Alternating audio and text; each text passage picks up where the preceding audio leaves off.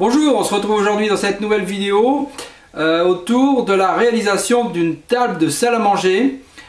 Pour les personnes qui ont suivi la réalisation du plan de travail sur l'îlot, je mets le lien ici au-dessus, il me restait du chêne.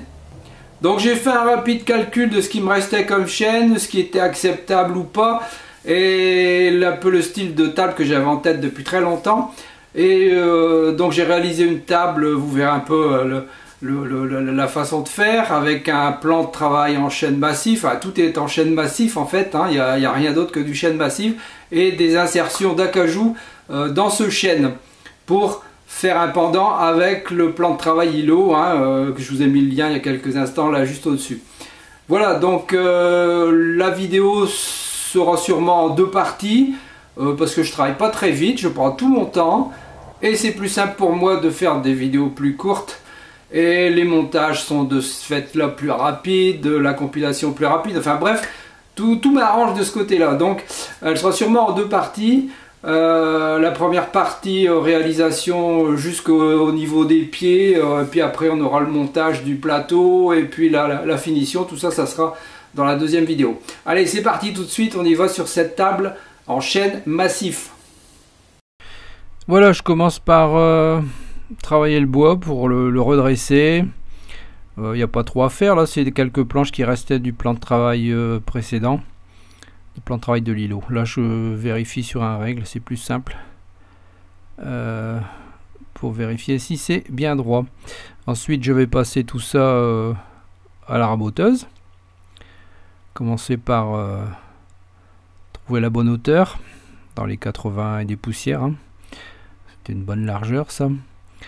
Et je vais pouvoir faire mes champs de cette façon et puis tout dresser et avoir quelque chose de clean pour pouvoir assembler tout ça. Là, un petit rapide coup d'œil pour assembler un peu les couleurs et les directions du bois. Et puis je peux passer tout ça à épaisseur et mettre tout le monde de la même épaisseur. Là j'attaque sur les pieds. J'ai quelques planches qui étaient complètement cintrées de cette façon, donc je les ai réservées pour les pieds. J'en avais 7 ou 8 de planches de cette forme, je vais dire. Et donc je vais les couper au milieu. Je vais pas commencer à essayer de les raboter, les redresser, c'est nul. Donc je coupe à peu près 5 cm plus long que les pieds. Puis là vous voyez, maintenant je me retrouve sur une zone qui est droite. Et de cette façon, mes pieds peuvent être travaillés. Je peux les passer à la dégo. Et là, maintenant, c'est facile à remettre droit, hein. Et le reste du chêne servira à faire des dessous de plat ou autre chose. Voilà, tout a été travaillé, tout est droit. Vous voyez, les pieds vont se mettre de cette façon, hein. Ça va être des pieds en L, tout simple, hein. Voilà. Là, j'ai préparé un gabarit.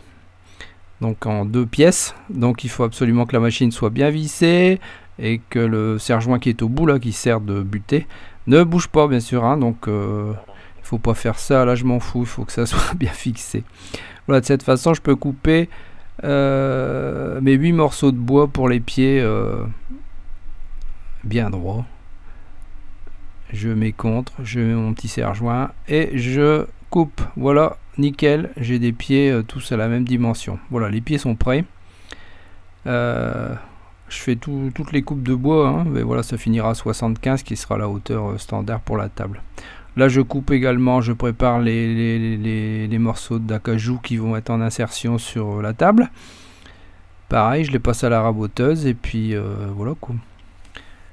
Petite coupe d'onglet pour l'assemblage, parce que pour l'assemblage je fais pas à bord droit bien sûr, sinon ça se voit trop fort, et en onglet c'est beaucoup plus pratique. Là je vais commencer par coller la latte d'acajou sur la première planche de la table, planche extérieure.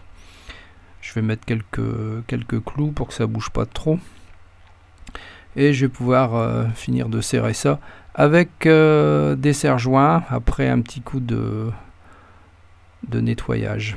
Voilà, tout est serré.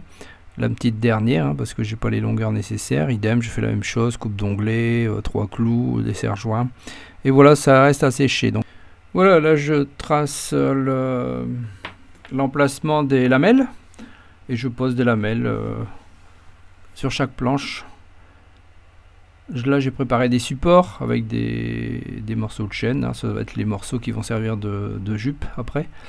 J'ai mis du scotch pour éviter que la colle ne tienne dessus. Voilà, donc là je vais avoir une surface bien plate, tout a été vérifié, la planité est nickel. De cette façon ce sera plus pratique pour assembler tout ça. Là j'ai préparé également les planches pour le dessus, hein, pareil avec un adhésif qui va éviter à la colle de me coller tout l'ensemble, hein. Et puis là ben voilà, un petit coup de stress là parce qu'il faut y aller. J'utilise la colle normale pour éviter que ça aille trop vite, mais bon il fait pas trop chaud, ça va, ça permet de prendre son temps, je dirais. Mais n'empêche qu'il y a toujours un petit stress quand on démarre ça. Si on se gourre quelque part, c'est un petit peu embêtant. Les serre-joints aux extrémités pour avoir quelque chose de super droit au bout. Puis tout le paquet de serre-joints comme d'habitude pour que ça soit bien compressé. Vous voyez le bout, hein, les extrémités sont bien travaillées, comme ça sera bien droit. Pendant que ça sèche tout ça, bah, je vais m'occuper de coller mes pieds. Donc comme je disais, des pieds en L, tout simple, hein, je ne cherche pas de complications, je fais quelque chose de beau pour moi, c'est le principal déjà, et pour mon épouse. Voilà, bah, les 4 pieds sont ainsi faits. Maintenant j'ai pu enlever les serre-joints du plan et puis donner un coup sur le dessus pour déjà voir à quoi ça ressemble. Après c'est de voir le résultat. Vous voyez l'insertion d'acajou, ça va être super, hein. Ça rappelle un petit peu le plan de travail de l'îlot central. Je travaille un petit peu les pieds également, j'enlève les traces de colle. Et puis également je donne un coup de ponçage. Voilà, de cette façon j'ai un beau pied bien fini et qui sera très solide à la fixation. Là c'est l'envers du panneau, donc je vais le passer à la ponceuse à bande, uniquement à l'envers. L'endroit dont il était bien assemblé et je préfère pas trop utiliser la ponceuse à bande, c'est le truc que vous partez en vrille avec ça et vous avez des coups un peu partout. Et je vais passer à la coupe des extrémités.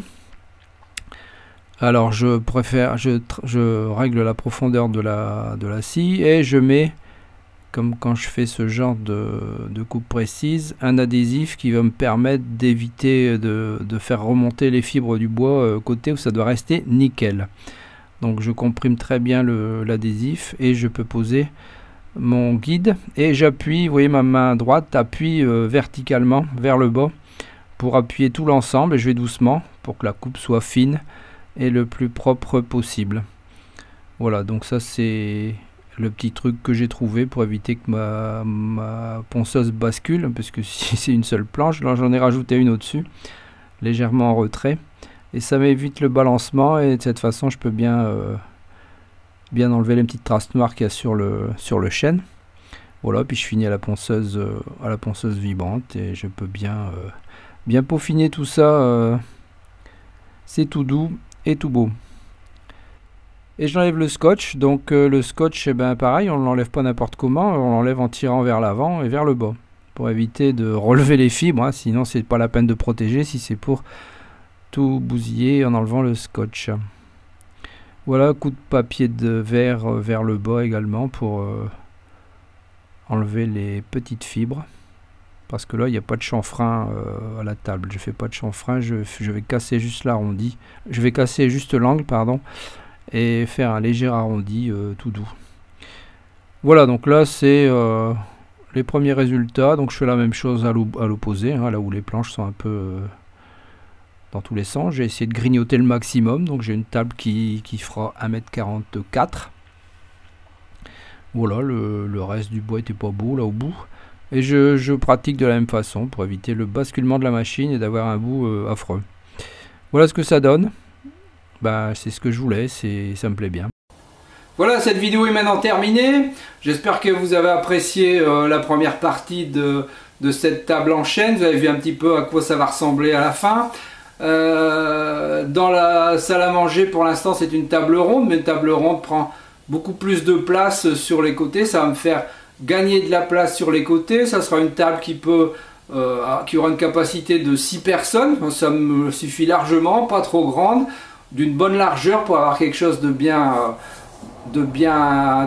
propre. Quand les convives sont là, il y a de la place entre les personnes, c'est pas serré comme des sardines sur la table. mais toutefois une table qui rentre dans la logique de la cuisine ouverte et de la salle à manger qui est à côté, et tout ça doit avoir un petit air de ressemblance. Voilà, on se retrouve dans une prochaine vidéo pour la suite de cette table. À très bientôt, bye bye. Merci d'avoir regardé cette vidéo. À votre droite, une suggestion de vidéo qui pourrait vous intéresser. À votre gauche, les réseaux sociaux, vous pouvez me suivre. Et en dessous, vous pouvez cliquer et vous abonner si ce n'est déjà fait. À très bientôt.